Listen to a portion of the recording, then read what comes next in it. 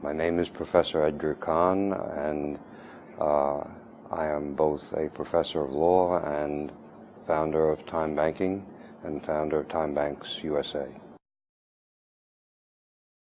One is, most people have heard of a babysitting pool, where you put in time and then you get back time from people you trust.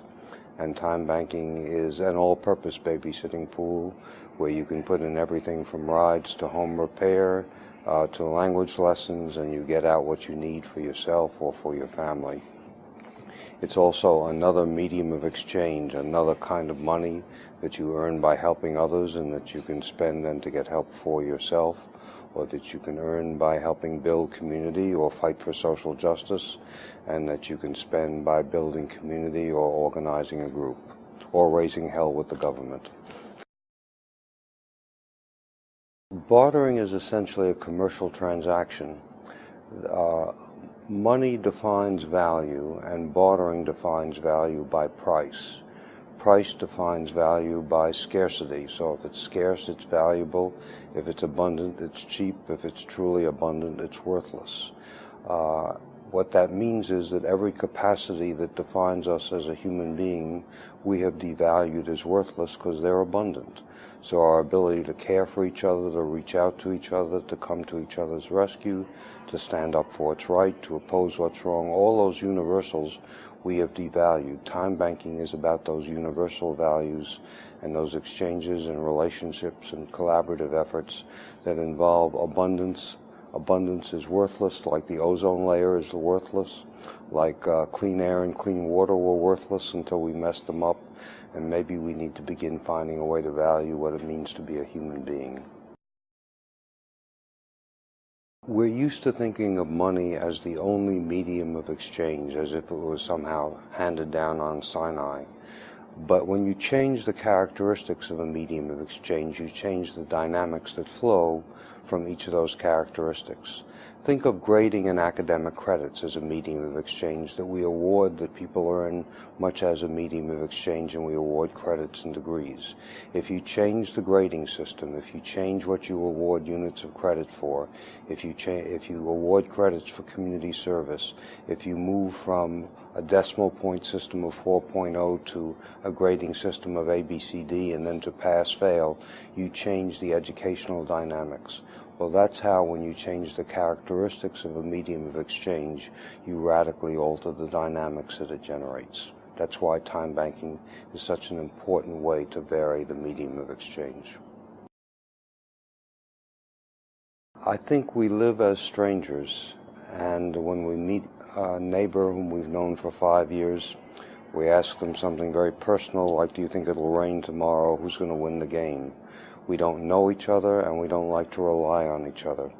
I think trust comes from working together, sharing together, collaborating together, and perhaps the business model of existence that's built around profit and exacting optimal return on transactions is not the same as commitment, which is about well-being and relationships and sinking roots.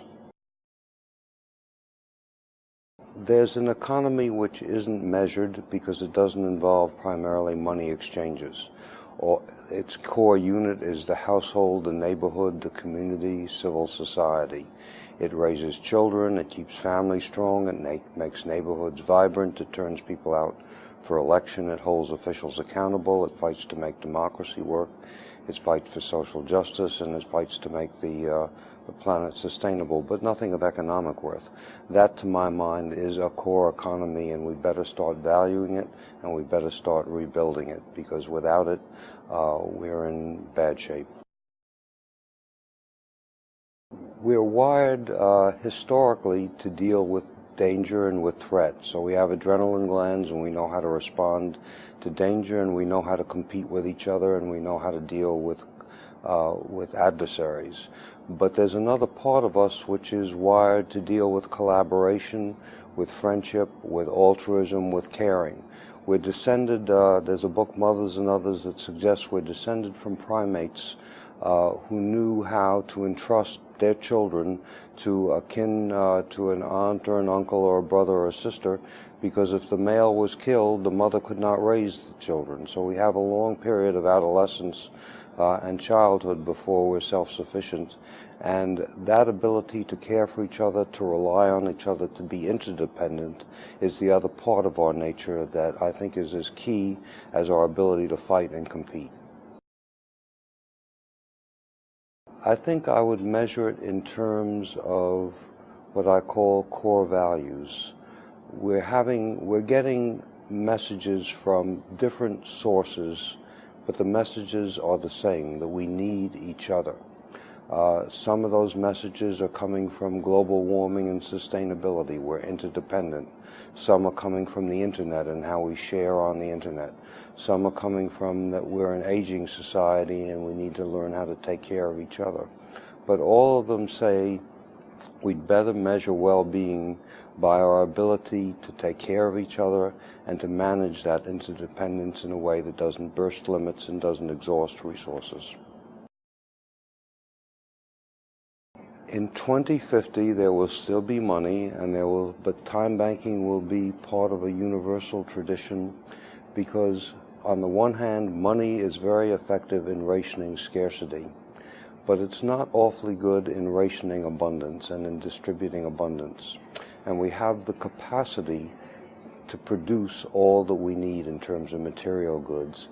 The question of how we distribute access to that and how we distribute access to education and to opportunity and development, that's a matter of how we distribute abundance.